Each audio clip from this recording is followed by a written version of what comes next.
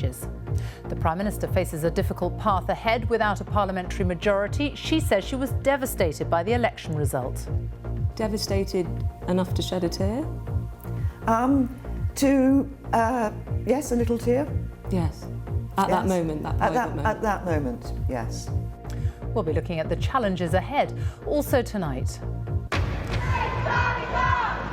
the parents of baby Charlie Gard returned to court as an American doctor says a trial therapy could give him a chance of meaningful improvement.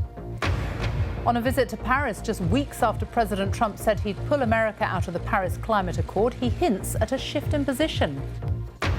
World leaders pay tribute to one of China's most prominent political dissidents, Liu Xiaobo, after he dies in custody aged 61. And the end of a dream for Johanna Konta as she fails to become the first British woman in 40 years to reach the Wimbledon final. On BBC London, calls from some businesses and politicians to specifically protect London's interests post-Brexit. And we hear from an illegal immigrant from Grenfell Tower who's now too scared to seek help.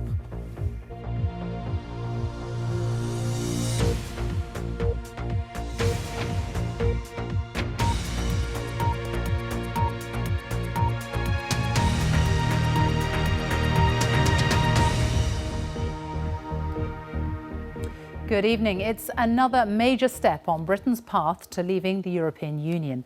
The government has finally published its long-awaited plans to pave the way for EU law to be transferred into British law. The European Union Withdrawal Bill is being described as one of the largest legal projects ever undertaken in the UK. The government's called for all parties to work together to make it a success, but already Labour is calling for significant changes and the Liberal Democrats are warning they will make life hell for the government.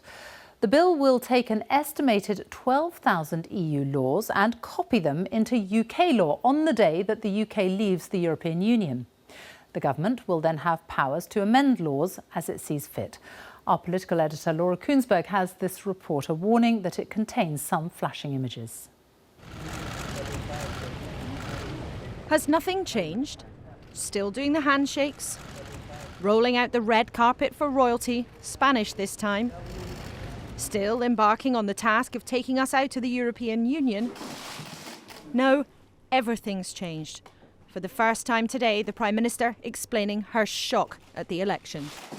I felt, I suppose, devastated really, because as I say, I knew the campaign wasn't going perfectly, but still the messages I was getting from people I was speaking to, but also the comments we were getting back from a lot of people that were being passed on to me, were that we were going to get a better result than we did.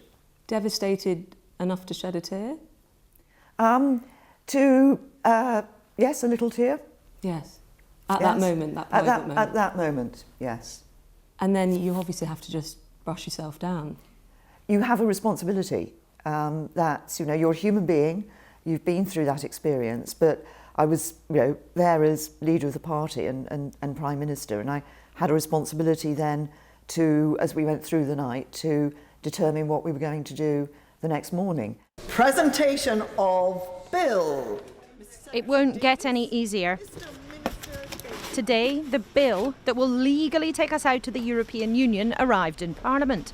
Broadly, the withdrawal bill cuts and pastes thousands of EU laws that govern so much right now into British law.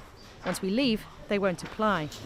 But with Theresa May's shaky grip, MPs will inevitably try to make big changes. I think there is a big understanding now amongst ministers right the way across the board that there will need to be compromises, there will need to be inevitable changes. So you think ministers have understood that, but perhaps not yet Theresa May? I think we will wait to see. The withdrawal bill's such a huge undertaking. It also gives